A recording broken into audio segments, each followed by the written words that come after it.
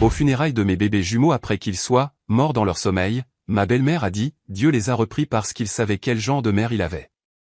Les proches étaient d'accord. Mon mari est resté silencieux. Puis ma fille de 4 ans a tiré la robe du pasteur et a dit, Pasteur John, est-ce que je devrais dire à tout le monde ce que mamie a mis dans les biberons? La pièce est devenue silencieuse. Je me tenais aux funérailles de mes bébés jumeaux, mes jambes tremblaient si fort que je pensais qu'elles allaient lâcher, quand ma belle-mère, Béatrix, s'est penchée sur leur minuscule cercueil blanc et a dit assez fort pour que tout le monde entende, Dieu les a repris parce qu'il savait quel genre de mère ils avaient. Les mots m'ont frappé comme des coups physiques, chacun me volant un peu plus d'air des poumons. Je m'appelle Cordelia Mitchell, mais tout le monde m'appelle Cora. Et il y a 3 jours, j'ai trouvé mes jumeaux de 3 mois, Fingan et Beckham, morts dans leur berceau. Le salon funéraire de Columbus, dans l'Ohio, était bondé de parents venus pleurer mes garçons. Mais au lieu de réconfort, j'ai entendu des murmures d'approbation se propager à travers les bancs après la déclaration cruelle de Béatrix. Elle a raison, a murmuré quelqu'un derrière moi. Certaines femmes ne peuvent tout simplement pas gérer plusieurs enfants, a ajouté une autre voix. Mon mari, Garrison, se tenait juste à côté de moi, son costume de représentant pharmaceutique parfaitement repassé, son visage de marbre, ne disant absolument rien pour me défendre. Pas un seul mot. Je voulais hurler que Béatrix me tourmentait depuis le jour où Garrison m'avait ramené à la maison il y a 8 ans. Je voulais dire à tout le monde comment elle avait critiqué chaque biberon que je préparais, chaque couche que je changeais, chaque berceuse que je chantais à mes précieux garçons. Mais le chagrin m'avait volé ma voix, l'emprisonnant quelque part sous le poids insupportable qui écrasait ma poitrine. Mes parents, Jérémia et Winifred, venaient d'arriver de Seattle, mais ils étaient assis 3 rangs plus loin, trop loin pour entendre ce qui se passait, trop loin pour me sauver de cette noyade en plein cauchemar. Puis j'ai senti une petite main se glisser dans la mienne. Ma fille de 7 ans, Deline, que nous appelons Delelphie, se tenait à côté de moi dans sa robe noire, celle qu'elle avait portée à son récital de piano du printemps 2 mois plus tôt, quand ses petits frères étaient encore en vie, respiraient encore, remplissaient encore notre maison de leurs précieux cris. Elle a serré mes doigts 3 fois, notre code secret pour dire « je t'aime ». Le même signal que nous avions créé lorsque les visites de Béatrix devenaient trop difficiles à supporter. La voix de Béatrix est devenue plus forte alors qu'elle s'adressait à la foule, ses cheveux gris parfaitement coiffés malgré le chagrin supposé de la perte de ses petits-fils. Parfois, Dieu fait preuve de miséricorde de manière mystérieuse, annonça-t-elle, sa voix portant cette fausse douceur qu'elle avait perfectionnée au fil des ans, comme du poison enrobé de miel. Ces anges innocents ont été épargnés de la souffrance. Le Seigneur sait ce qui est le mieux, et il savait dans quel genre de foyer il se trouvait. Ma belle-sœur, Nan, a hoché vigoureusement la tête depuis son siège, tamponnant ses yeux secs avec un mouchoir. L'oncle Clifford, le frère de Béatrix, a même dit « Amen ». Comme s'il s'agissait d'une sorte de service religieux tordu au lieu des funérailles de mes bébés. Ces gens avaient mangé à ma table, tenu mes garçons dans leurs bras, m'avaient dit quelle mère merveilleuse j'étais il y a quelques semaines à peine. Maintenant, ils me jugeaient, formant un jury pour le procureur qu'était Béatrix, tandis que mon mari restait un témoin silencieux de l'assassinat de ma réputation. Le pasteur John s'est raclé la gorge à la tribune, clairement mal à l'aise avec la tournure que prenait ce service. Mais même lui semblait ne pas savoir comment réorienter Béatrix une fois qu'elle s'était emparée de la scène. Elle avait fait des dons de milliers de dollars à cette église au fil des ans, achetant son autorité incontestée, et maintenant elle utilisait les funérailles de mes bébés comme sa scène personnelle pour me détruire. Mais rien, absolument rien, n'aurait pu me préparer à ce qui allait suivre. Delelphie a lâché ma main et a commencé à marcher vers le pasteur John avec une détermination que je n'avais jamais vue sur son jeune visage. Ses babys claquaient sur le sol du salon funéraire, chaque pas résonnant dans le silence soudain alors que toutes les têtes se tournaient pour regarder cette petite fille s'approcher de la tribune. Elle a tendu la main et a tiré sur la robe noire du pasteur John. Et quand il s'est penché pour l'écouter, elle a parlé d'une voix claire et assurée qui a porté dans toute la pièce. « Pasteur John, est-ce que je devrais dire à tout le monde ce que mamie a mis dans les biberons ?» Le salon funéraire est devenu glacial. Le visage de Béatrix est passé d'un faux chagrin à une terreur authentique en un battement de cœur. Garrison a enfin levé les yeux de ses mains, et j'ai réalisé que ma fille de 7 ans était sur le point d'exposer une vérité qui allait faire voler en éclats tout ce que je croyais savoir sur la mort de mes bébés. 3 mois avant de me tenir dans ce salon funéraire, je croyais vivre ma 2e chance au bonheur. Notre maison dans la banlieue de Columbus était le genre d'endroit dont je rêvais petite fille. 2 étages, des volets blancs, un jardin avec une balançoire que Garrison avait montée lui-même quand Delelfi a eu 5 ans. La chambre d'enfant que j'avais peinte en bleu doux avec des nuages au plafond abritait 2 berceaux, 2 fauteuils à bascule et plus d'amour que je ne pensais que mon cœur pouvait contenir. Fingan et Beckham étaient arrivés après 5 ans d'essai, 5 ans de tests de grossesse négatifs qui ressemblaient à des échecs personnels, 5 ans pendant lesquels Beatrix me rappelait qu'une vraie femme aurait déjà donné plus d'enfants à son fils. Le matin de la naissance des jumeaux, je me souviens de Garrison les tenant pour la première fois, des larmes coulant sur son visage. « Ils sont parfaits, Cora » avait-il murmuré. Et pour une fois, juste cette fois-là, j'ai pensé que nous pourrions peut-être être la famille que j'avais toujours voulu. Même Beatrix avait semblé plus douce ce jour-là, bien qu'elle ait quand même réussi à mentionner que la femme de son autre fils, Clifford, avait accouché naturellement sans aucun analgésique, alors que j'avais abandonné et pris une péridurale. Notre routine quotidienne s'était installée dans un chaos contrôlé au moment où les garçons avaient 3 mois. Je travaillais de la maison comme graphiste, mon ordinateur portable perpétuellement ouvert sur la table de la cuisine entre les biberons et les changements de couches. Mes clients étaient patients, compréhensifs lorsqu'un appel vidéo incluait des bruits de bébé en arrière-plan. J'avais trouvé mon rythme. Allaiter Fingan pendant que Beckham dormait, puis changer de casquette pour concevoir des logos pendant leur sieste synchronisée, aider Dolly avec ses devoirs tout en portant un jumeau dans un porte-bébé et en berçant l'autre avec mon pied. C'était épuisant, magnifique, tout ce que la maternité devrait être. Mais les mardis et jeudis étaient différents. C'étaient les jours où Garrison voyageait pour son travail de représentant pharmaceutique, visitant des cabinets médicaux à travers l'Ohio et le Kentucky, partant tôt le matin et rentrant tard le soir. C'étaient aussi les jours où Beatrix insistait pour « aider » avec les jumeaux. « Tu ne peux absolument pas t'occuper de 3 enfants seuls », avait-elle annoncé quand les garçons n'avaient que 2 semaines, se tenant dans mon salon comme si elle en était propriétaire. J'ai élevé 3 garçons moi-même. Je sais ce que je fais. Tu dois accepter de l'aide, Cordelia. Garrison avait immédiatement accepté. Maman a raison, chérie. Tu as l'air épuisé. Laisse-la t'aider quand je ne suis pas là. La première fois qu'elle est venue, je l'ai trouvée en train de réorganiser toute ma cuisine. Les biberons devraient être dans ce placard, le lait en poudre dans celui-ci. Tu avais tout mélangé. Quand j'ai essayé d'expliquer mon système, elle m'a lancé ce regard. Celui qui disait que j'étais trop jeune, trop stupide, trop incompétente pour savoir quoi que ce soit sur l'éducation des enfants. Je suis mère depuis plus longtemps que tu n'es en vie, ma chère, avait-elle dit. Et cela était censé mettre fin à toute discussion. Delelfi remarquait tout.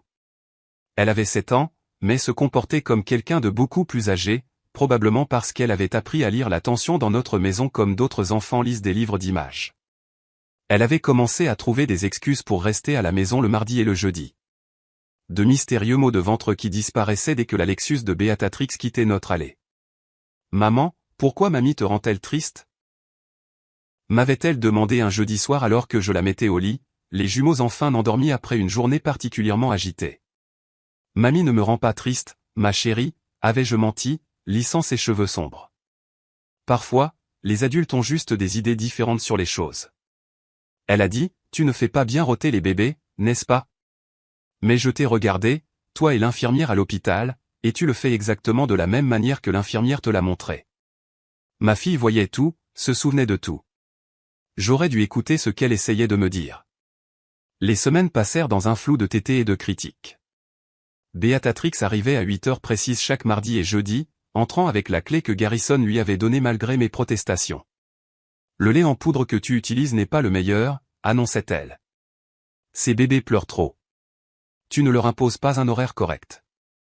Pourquoi cette maison est-elle un tel désordre?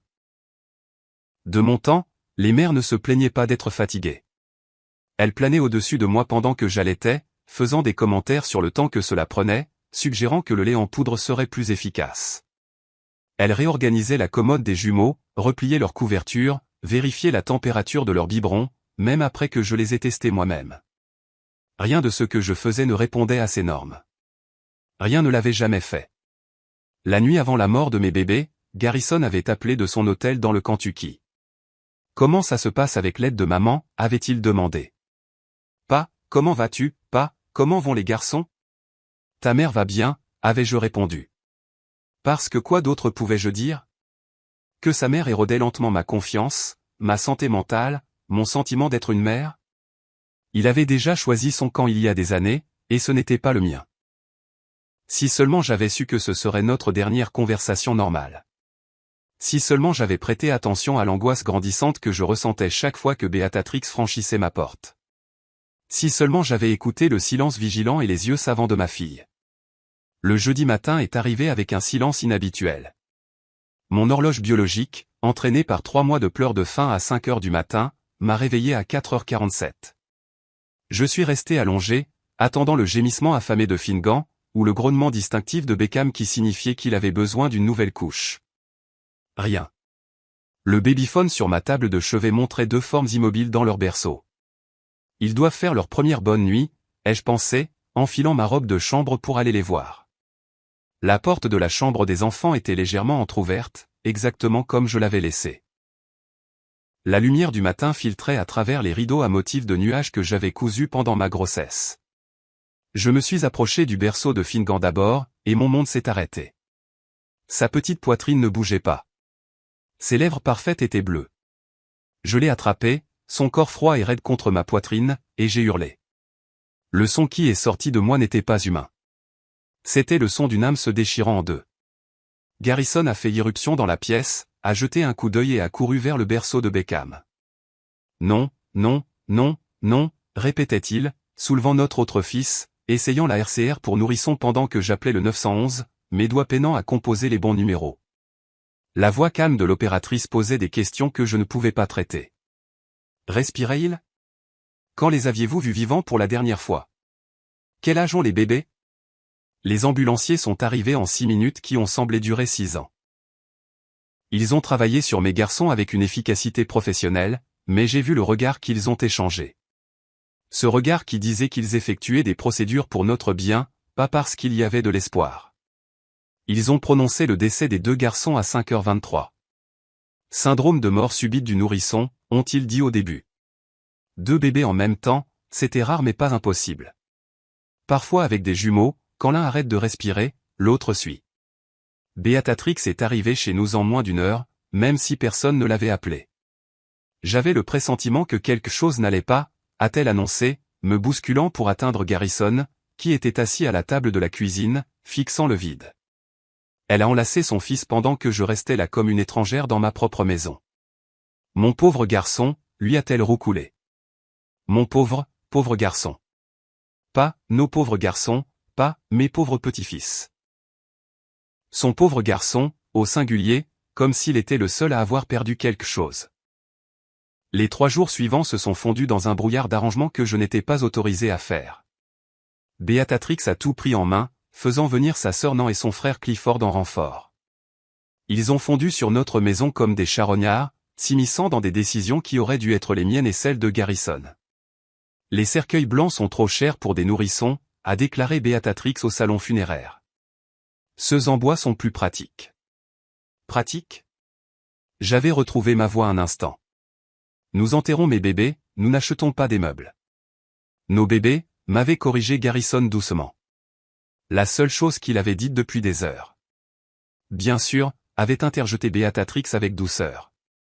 Mais Cordelia, ma chère, tu ne penses pas clairement. Laisse ceux d'entre nous qui ont la tête plus froide prendre ces décisions. La famille élargie a commencé à arriver le mardi soir. Chacun a reçu la version des événements de Béatrix avant même de me voir. Je regardais depuis la fenêtre de ma chambre alors qu'elle les accueillait dans l'allée, parlant avec animation, faisant des gestes vers la maison, secouant la tête tristement. Au moment où ils sont entrés, leurs yeux contenaient de la suspicion au lieu de la sympathie. Comment est-ce que ça peut arriver aux 2 bébés, a demandé Renée, la cousine de Garrison, sans vraiment croiser mon regard. Étaient-ils malades? Ils étaient parfaits, ai-je dit. En bonne santé. Leur visite des 2 mois était parfaite. Parfois, les mères manquent des signes, a interrompu Béatrix. Cordelia a été dépassée. J'ai essayé d'aider, mais elle a insisté pour tout faire elle-même. C'était un mensonge si audacieux que je suis resté sans voix. Elle avait été là 2 fois par semaine, contrôlant tout, critiquant tout. Ma voix est morte dans ma gorge quand j'ai vu Garrison hocher la tête en accord avec le récit de sa mère. Mes parents sont arrivés le mercredi soir, ayant conduit d'une traite depuis Seattle. Mon père, Jérémia, a jeté un coup d'œil à la dynamique de la maison et m'a prise à part. Qu'est-ce qui se passe ici, Cora? Pourquoi cette femme te traite-t-elle comme une suspecte au lieu d'une mère en deuil? Elle m'a toujours détesté, papa. Mais maintenant, elle a un public. Ma mère, Winifred, a été plus directe. Elle a confronté Beatrix dans la cuisine. Ma fille vient de perdre ses enfants. Comment osez-vous faire des insinuations? Je n'insinue rien, a répondu Beatrix avec une innocence bien rodée. Mes 2 bébés en bonne santé ne meurent pas comme ça. Les autorités vont enquêter, comme il se doit. Delelphie n'avait pas quitté mon côté, sauf pour dormir. Elle observait tout avec ses yeux perçants, en particulier sa grand-mère. Le mercredi soir, je l'ai trouvée assise sur le sol de sa chambre avec son journal, écrivant furieusement. « Qu'est-ce que tu écris, mon bébé ?» Elle a levé les yeux vers moi, les larmes aux yeux. Des choses que je veux me rappeler sur Finebeck.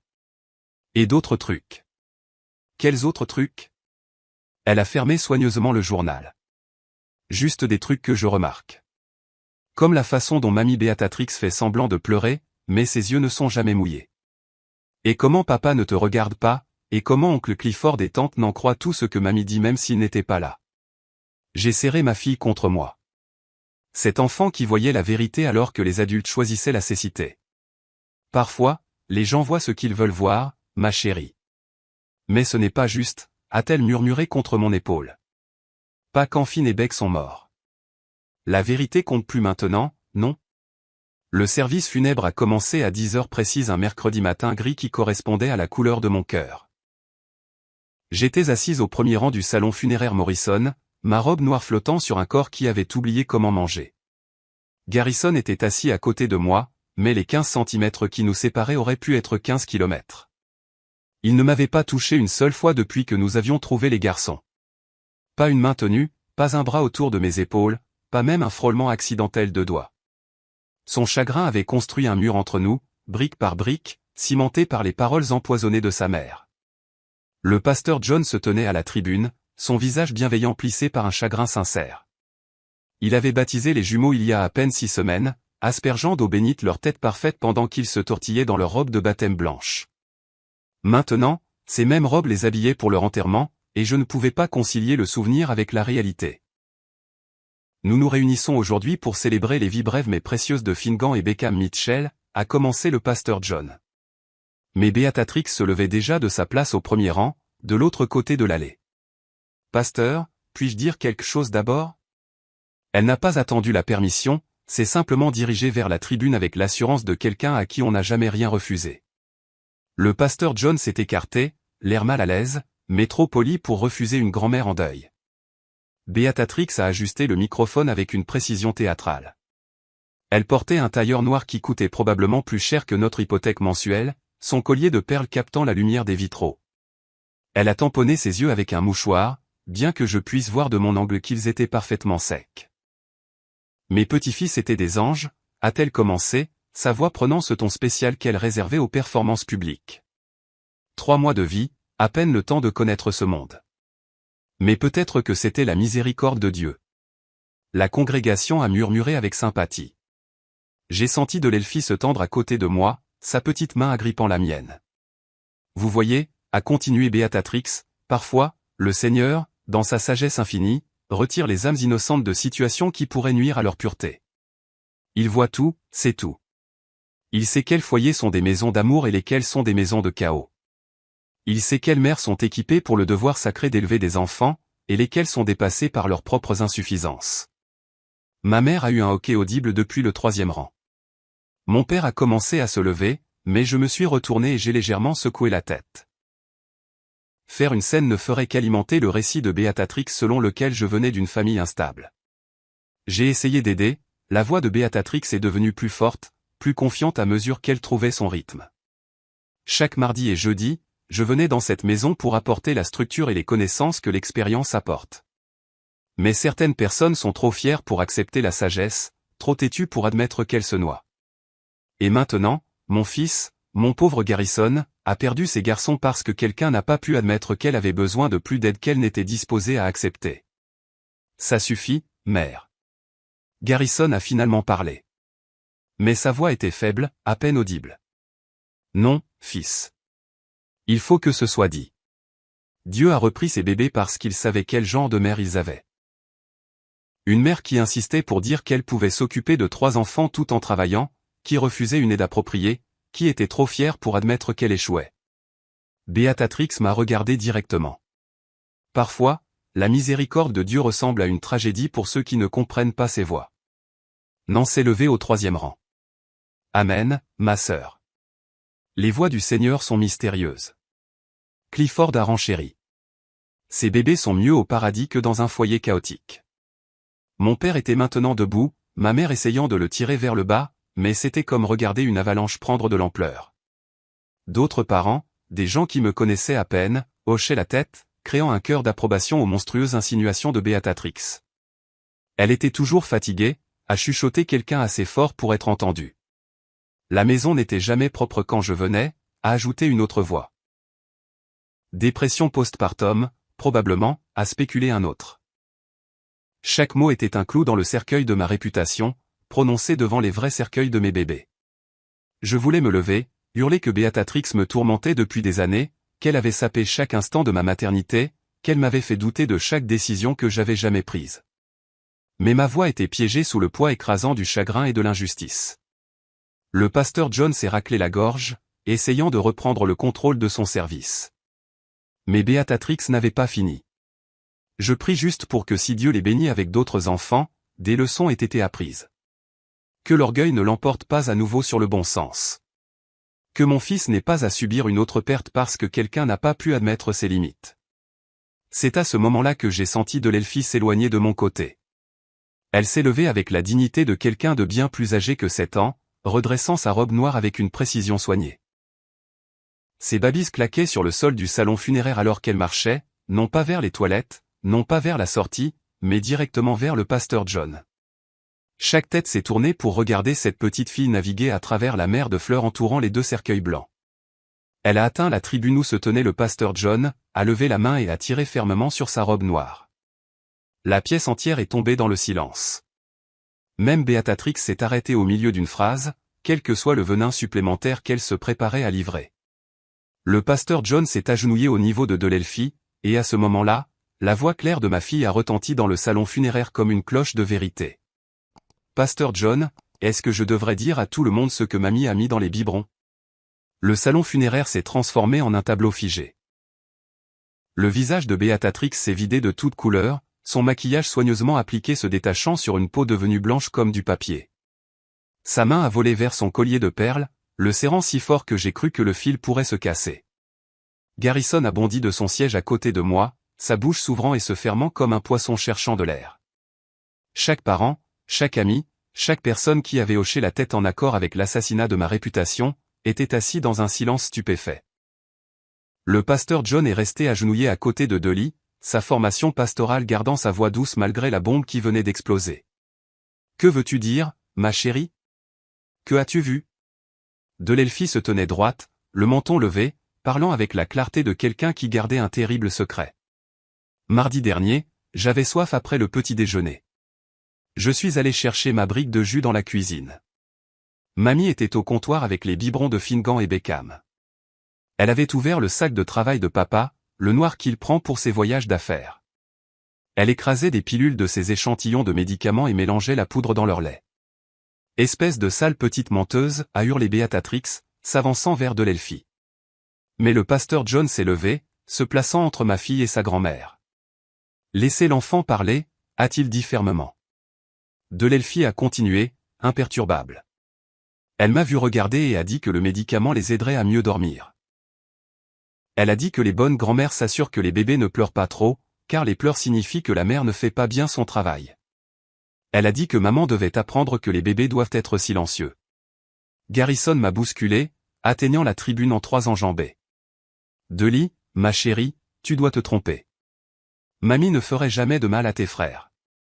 Je ne me trompe pas, papa. L'Elfie a fouillé dans son petit sac à main noire, celui que je l'avais laissé porter pour se sentir grande aux funérailles. Elle en a sorti mon vieil iPhone, celui que je lui avais donné pour jouer à des jeux éducatifs. J'ai pris des photos.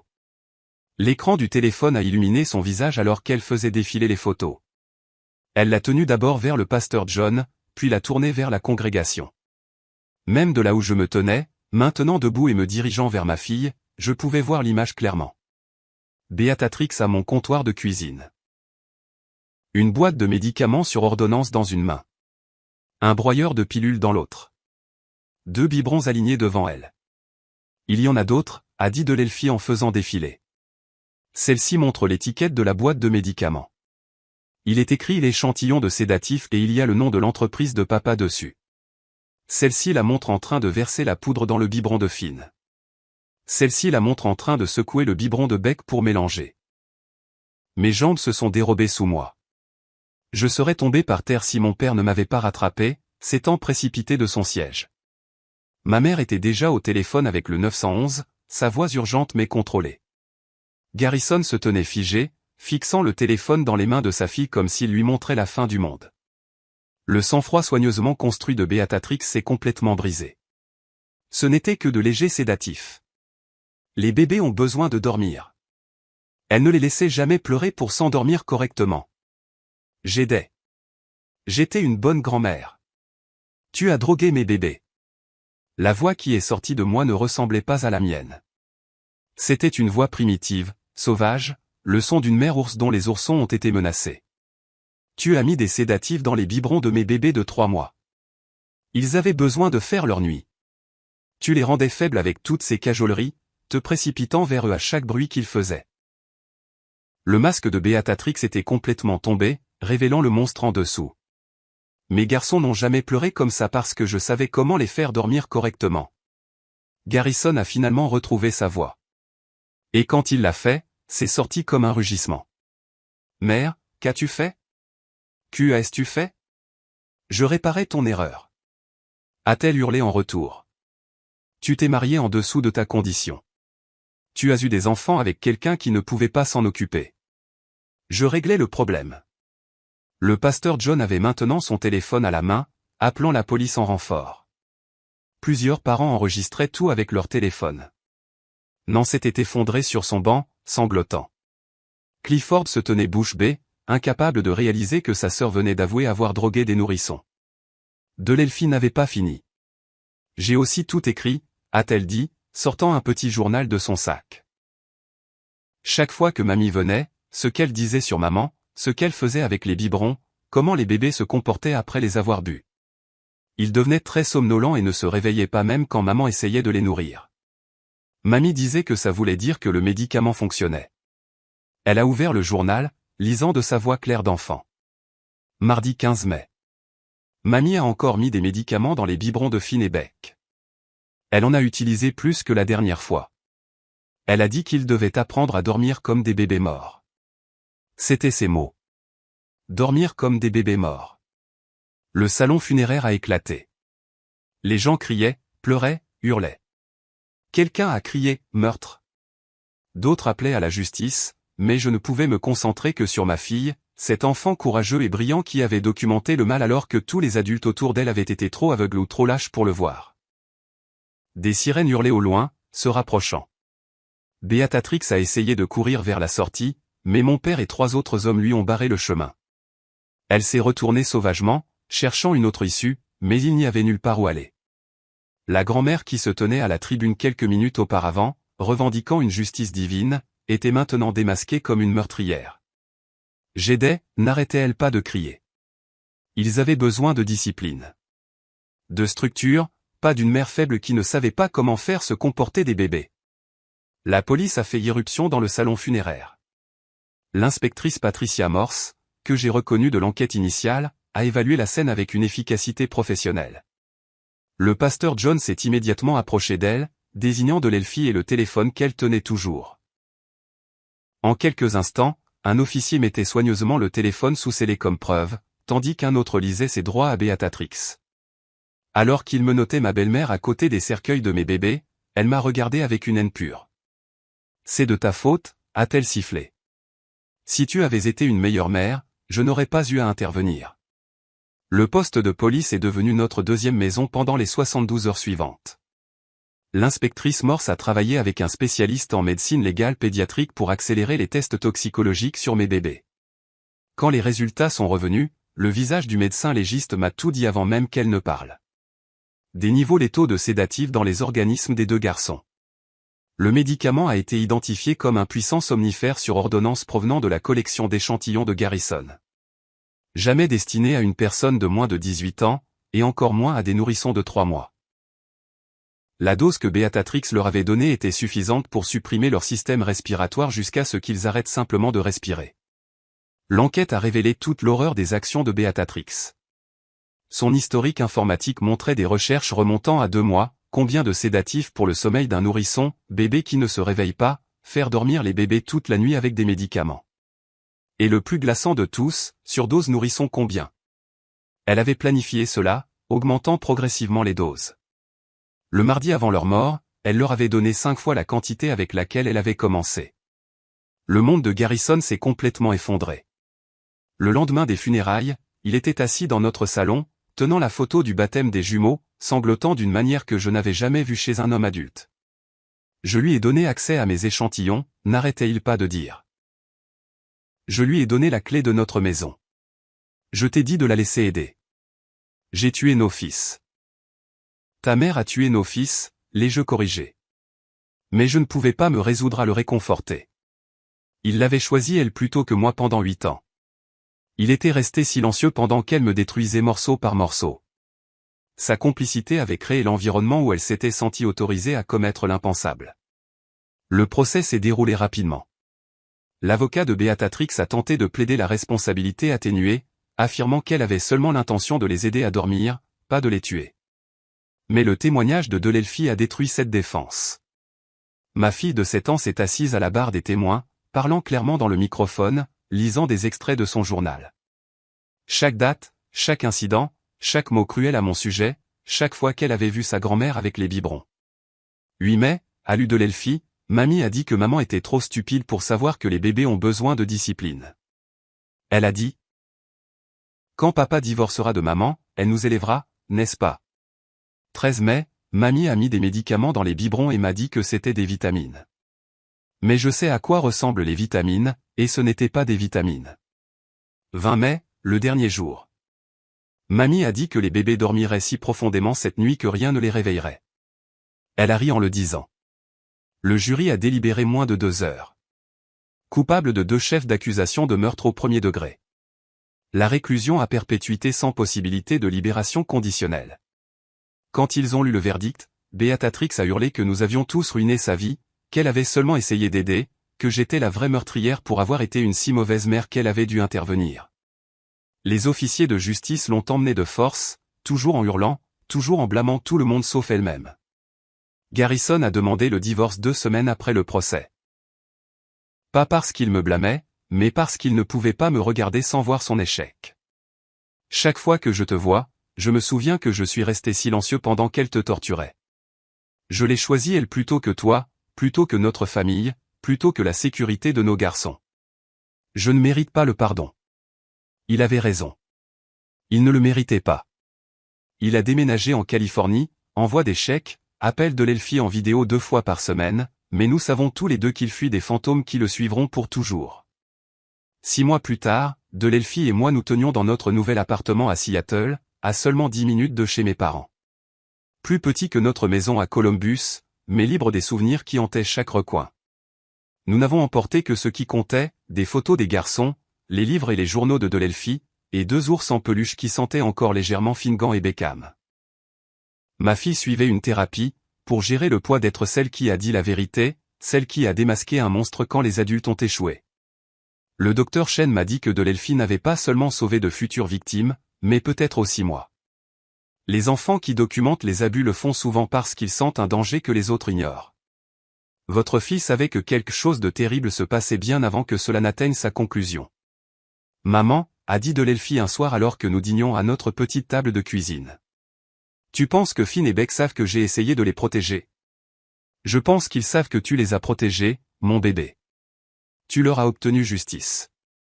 Tu as fait en sorte que la vérité éclate. Mais j'aurais dû te parler des biberons plus tôt. Je l'ai prise sur mes genoux.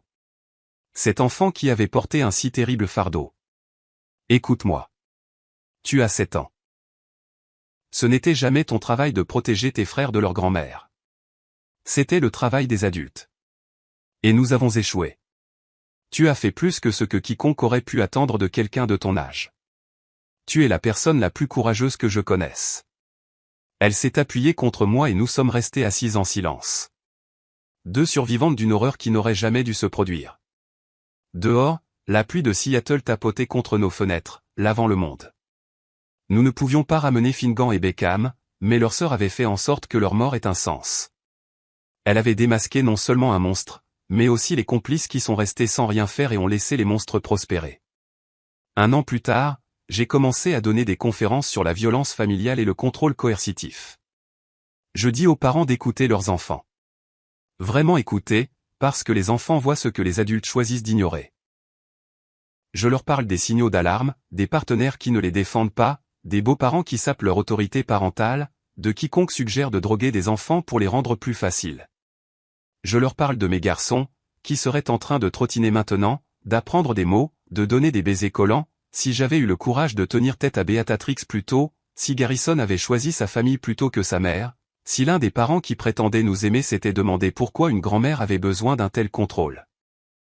Mais surtout, je leur parle de Delphi, la fillette de 7 ans qui a observé, documenté et attendu le bon moment pour révéler la vérité. Qui a compris que parfois, les adultes ont besoin que les enfants leur montrent ce qu'ils refusaient de voir. Qui a sauvé de futurs bébés d'une femme qui croyait que le contrôle comptait plus que la vie elle-même. La dernière fois que j'ai visité les tombes des garçons, Delphi avait laissé une note qu'elle avait écrite. Cher Finn et Beck, je suis en CM1 maintenant. J'écris toujours tout. Des choses importantes que les gens devraient se rappeler, comme la façon dont vous souriez tous les deux dans votre sommeil et comment vous sentiez la poudre pour bébé et le lait. Mamie Beatrix ne peut plus faire de mal à personne. Je m'en suis assuré. Avec tout l'amour de votre grande sœur qui voit tout. C'est l'héritage que mes garçons ont laissé. Pas seulement en tant que victime, mais comme la raison pour laquelle la voix de leur sœur a finalement été entendue. Ils ne sont pas morts en vain. Ils sont morts parce que le mal portait le masque d'une grand-mère et que personne n'a pensé à regarder en dessous. Personne, sauf une fillette de 7 ans qui savait que parfois, les plus petites voix portent les plus grandes vérités. Si cette histoire résonne en vous, si vous avez déjà été réduit au silence par des dynamiques familiales ou ignoré lorsque vous avez essayé de parler, s'il vous plaît, partagez cette vidéo. Votre partage pourrait atteindre quelqu'un qui a besoin d'entendre que ses instincts sont valides, que la documentation est importante, que les enfants voient la vérité que les adultes nient. Commentez ci-dessous si vous avez vécu des expériences avec des membres de la famille qui ont permis des comportements toxiques ou si vous avez dû tenir tête à quelqu'un que tout le monde protégeait. Vos histoires comptent et elles méritent d'être entendues. Et si ce n'est pas déjà fait, veuillez vous abonner à cette chaîne. Nous partageons des histoires réelles qui exposent des vérités dérangeantes. Des histoires qui pourraient sauver des vies en montrant les signes avant-coureurs que d'autres ont manqués.